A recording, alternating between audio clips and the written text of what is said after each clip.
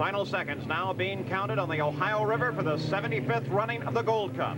This is Paul Page with Gary Gerald and Johnny Rutherford as each boat maneuvers for position for the start. Paul, they have to get down. They want to be fully on the throttle at top speed as they come by, but they cannot jump the gun. If you get there ahead of the clock, you're penalized one full lap.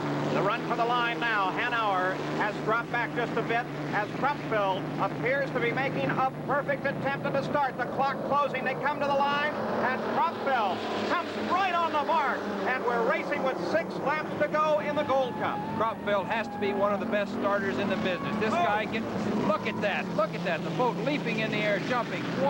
He is really on it, Paul. Crumpfield hits the nitrous, comes across the line just perfectly around the first and second turn. It's Hanauer in pursuit. Spectacular shots of the giant rooster tails being kicked up by these huge airplane engines. Thousands of horsepower at work here, tons of water in the air, and of course you get out in front, you don't have to worry about being washed down by another boat. Jack Schaefer and Ron Snyder follow up in 3rd and 4th place, but it's Crumpfield well out in front now. You can see the offset cab of the Budweiser. It comes around, completing lap number 1. 5 to go in the Gold Cup. Hanauer still chasing. That offset chassis really looks like it's paying off here because he's able to get through the turns quite fast, Paul, and that's what it's all about, getting around the quickest. The Griffon engine roars as Crumpfield continues to put distance between himself and the second-place boat of the defending championship, Hanauer. Crumpfield won the first heat comfortably today. Hanauer came back and won the second. The determination from Crumpfield, the entire Bernie Little crew in evidence as they have really stormed out. In fact, we're seeing, I think, speed probably very, very close to record for a 2-mile course, Paul. Nitrous oxide being poured into that engine on the straightaways by a button on the steering wheel in Crumpfield's boat, and that substantially increases the horsepower. Now in that new cab of Chip Hanauer's boat, he doesn't have the button on the steering wheel like his predecessor Bill Muncie did. He's using a button down at his left foot to add that extra horsepower as now he roars onto the straightaway. Well, of course, Paul, being tied into the boat with the seatbelt system, he would be able to use his feet to do this job. Otherwise, he'd be bouncing around quite a bit. And I think here we see the 2,240 cubic inches of that Griffon in Miss Budweiser going to work and putting it out. The first 2 laps of 4 miles now complete on this course here at Evansville. The first time that the Gold Cup has been contested here at Evansville, the first time on a 2-mile course. And what does Jim Crumpfield, our leader, think about the course? A 2-mile course, I love it. The Unlimiteds over the years, they've run on 2.5 and 3-mile courses, and I don't like those big long straightaways. I don't like going 175 mile an hour on the straightaways. I would rather go 135 in a turn and just hold it at 135 all day long. Johnny Rutherford, most of the other drivers agree. They like the short course. Well, I think that's probably universal, Paul, because in auto racing, it's the same way. I personally like a short course. It is more of a test. It's a brake pulling contest, I call it. You can go down the straightaways, get into the turn, and it's very close-quartered racing, and that's the kind I like, and obviously it's what these guys like.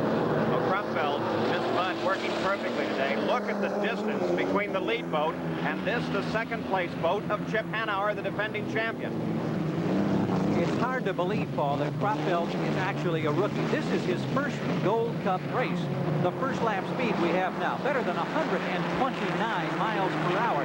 He's seeking to become the first rookie to win a Gold Cup since Ted Jones in the slow motion back in 1950. That's more than 30 years ago. And remember, too, in this rivalry between the two boats, they are both trying for an unprecedented 6th victory in the Gold Cup. Coming off of the 4th turn, Paul, he's headed for the completion of the 4th lap. And, you know, it'll be interesting to see here if he eases up a little bit with the lead he has, because he has run faster in the race than he qualified. Now, the Atlas still in pursuit. It's a desperate attempt now as the Bud well out in front. Chip Hanauer having the job of chasing, but it seems that with just 4 miles to go, he will come home now in 2nd place. But there's a hesitation on the Bud. The Bud's slowing. The Bud's slowing completely. The engine is shut down. It's Hanauer on the charge as the Bud slows. Can Crumpfield get it restarted? Hanauer now closing the distance. And Hanauer goes past and into the lead. He had no chance just a few seconds ago, and now the Bud stops in the water.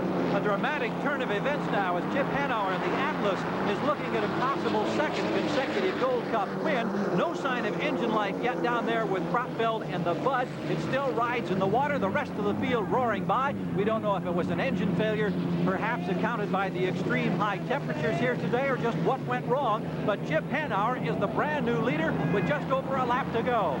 What a terrible development for Kraftfeld. Wanting to win his very first Gold Cup, now his chances are gone. Being dead in the water that long, I would say that it's something amiss in the engine, and he probably won't get back in, which also means he will not get any points in this heat. The 29-year-old defending champion Chip Hanauer, who has won on the Evansville course before, appears now to be on his way to victory. Here is the American Speedy Prince. Jack Schaefer, the driver, it moves into second place.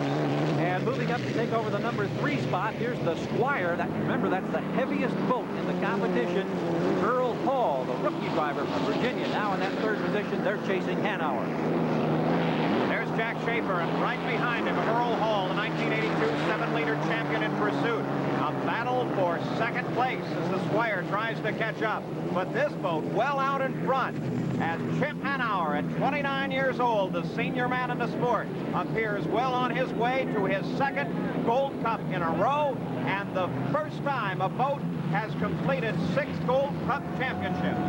Well, a year ago, we saw Hanauer outduel Dean Chenoweth coming down to the checkered flag this time after the Bud goes dead in the water. Here comes Hanauer off the final turn. The roar of the crowd along the banks of the Ohio cheering him on as the checkered flag is out. And Hanauer has done it. The checkered flag, 2 in a row. The Gold Cup, the 75th time, belongs to Hanauer. And coming down to finish second, Jack Schaefer Jr. from Southern California. And Paul, a great story here as Bob Taylor, a newcomer to this sport, and a team that's been assembled in less than a month, gets a runner-up finish in the 1983 Gold Cup. Kraftfeld and Miss Budweiser in the water, and there's nothing left for Jim but the long ride back to the pits behind the towboat. But Chip Hanauer pulls around the Bud and has cut the course short. So Hanauer, last year we remember being jubilant to win at the Gold Cup, is sitting very quietly in the cockpit. He did not take his victory lap. The crew is standing by, but Hanauer not nearly as happy with his victory as he was 1 year ago. Now the crew jumps on top of the boat. Perhaps there is something wrong. This is unlike Hanauer at a victory. Last year he jumped up and down. Now there is Kraftfeld, his boat now under tow as they bring him back into the dock. Gary Gerald, can you give us a further report on Hanauer? Well, we thought at first it might be heat exhaustion or something related to the heat, but Hanauer refused oxygen. Then we've gotten a word from the crew member that apparently he was washed down or got some water. There was damage to the visor on his helmet. We can see some cuts around the bridge of his nose, and he's very woozy as they prepare now to step from the boat onto the dock. As soon as we can get alongside Chip and the medical officials give their okay, we'll get a word directly from him. We'll be right back. The Deneric Right here. As we take a look at the Atlas, we can see there is damage to the boat. There's also the report of injury to the driver. Here's Gary Gerald. Well, Paul, the culmination of a most unusual finish here in the Gold Cup. Here's the man. You provided all of us with some very anxious moments. Obviously, you appear to be okay at this point, Chip. Yeah, I'm all right. I got my bell rung a little bit, but I'm fine. Can you tell us what happened? One of the other boats at the start took my lane away from me, and it was only about a foot in front of me, so the water coming off that boat is like, 100 fire hoses, and it took my face shield and crashed it into my face, so I had to run the race without a face shield and a little blood up inside there. I couldn't see very well. Without the face shield at 180, you just can't open your eyes, and basically I was using the Bud to find my way around the race course, and that's all I could do. I couldn't get a good shot at him at the start because getting hit in the head, so I was just very fortunate that the crew gave me a boat that would stay together. Jim, what happened? Well, I'm not sure, John. They quit on me down the turn, and after coming back in and talking to a few people, you even said that you heard a bang as I went down in there, which I didn't notice. I was trying to restart it, and I thought maybe I had a little air in the fuel line or something, but I couldn't get it started, so it looks like the supercharger drive broke. Is there any consolation other than the fact that you were leading when it dropped out? No, not much consolation, although I'm proud to be able to, each time I drive the boat, we seem to be able to break a course record. We've done it every course that we finished this year, so I'm kind of proud of that. But, as you know and everybody else knows, the checkered flag's the name of the game. Well, there's the Gold Cup. Attached to its base are 74 gold plates with the names of the former champions. They will now add, once again, Chip Hanauer. This is Paul Page with Gary Gerald and Johnny Rutherford. So long from the Gold Cup in Evansville, Indiana.